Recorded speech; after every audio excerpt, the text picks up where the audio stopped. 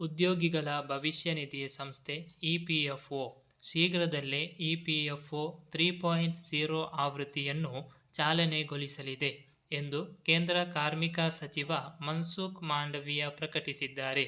ಈ ಹೊಸ ಆವೃತ್ತಿಯು ಚಂದಾದಾರರಿಗೆ ಎಟಿಎಂಗಳ ಮೂಲಕ ಹಣವನ್ನು ಹಿಂಪಡೆಯಲು ಅವಕಾಶ ನೀಡುವುದರ ಜೊತೆಗೆ ಹಲವಾರು ಹೊಸ ವೈಶಿಷ್ಟ್ಯಗಳನ್ನು ಒಳಗೊಂಡಿರಲಿದೆ.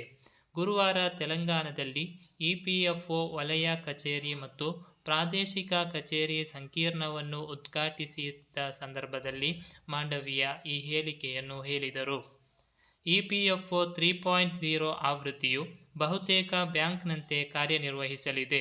ಚಂದಾದಾರರು ತಮ್ಮ ಸಾರ್ವತ್ರಿಕ ಖಾತೆ ಸಂಖ್ಯೆ ಅಂದರೆ ಯುಎಎನ್ ನಂಬರ್ ಮೂಲಕ ಎಲ್ಲ ವಹಿವಾಟುಗಳನ್ನು ನಿರ್ವಹಿಸಲು ಸಾಧ್ಯವಾಗುತ್ತದೆ.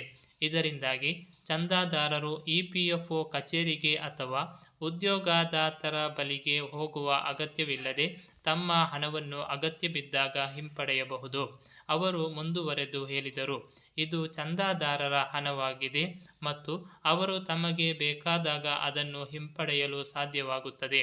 ಪ್ರಸ್ತುತ ಚಂದಾದಾರರು ಇಪಿಎಫ್ಒ ಕಚೇರಿಗೆ ಭೇಟಿ ನೀಡುವ ಅಗತ್ಯವಿದೆ, ಆದರೆ ಭವಿಷ್ಯದಲ್ಲಿ ಅವರು ಎಟಿಎಂಗಳ ಮೂಲಕ ಹಣವನ್ನು ಪಡೆಯಲು ಸಾಧ್ಯವಾಗುತ್ತದೆ. ಇಪಿಎಫ್ಒ ಈ ರೀತಿಯ ಮಹತ್ವದ ಬದಲಾವಣೆಗಳನ್ನು ತರಲಿದೆ. ಈ ಹೊಸ ಆವೃತ್ತಿಯು ಚಂದಾದಾರರಿಗೆ ಹೆಚ್ಚಿನ ಸೌಲಭ್ಯ ಮತ್ತು ಸುಗಮತೆಯನ್ನು ಒದಗಿಸಲಿದೆ. ಇದರೊಂದಿಗೆ ಇಪಿಎಫ್ಒ ಸಂಸ್ಥೆಯು ತನ್ನ ಸೇವೆಗಳನ್ನು ಹೆಚ್ಚು ಡಿಜಿಟಲ್ ಮತ್ತು ಬಳಕೆದಾರ ಸ್ನೇಹಿ ಮಾಡಲು ಯೋಜಿಸಿದೆ. ಇದು ಚಂದಾದಾರರಿಗೆ ತಮ್ಮ ಭವಿಷ್ಯ ನಿಧಿ ಖಾತೆಗಳನ್ನು ನಿರ್ವಹಿಸಲು ಹೆಚ್ಚು ಸುಲಭ ಮತ್ತು ಪಾರದರ್ಶಕ ವ್ಯವಸ್ಥೆಯನ್ನು ಒದಗಿಸಲಿದೆ. ಈ ಬದಲಾವಣೆಗಳು ಉದ್ಯೋಗಿಗಳಿಗೆ ಹೆಚ್ಚಿನ ನಿಯಂತ್ರಣ ಮತ್ತು ಸೌಲಭ್ಯವನ್ನು ನೀಡುವುದರ ಜೊತೆಗೆ ಇಪಿಎಫ್ಒ ಸಂಸ್ಥೆಯು ತನ್ನ ಸೇವೆಗಳನ್ನು ಆಧುನಿಕಗೊಳಿಸುವ ದಿಶೆಯಲ್ಲಿ ಮಹತ್ವದ ಹೆಜ್ಜೆ ಇಡುತ್ತಿದೆ.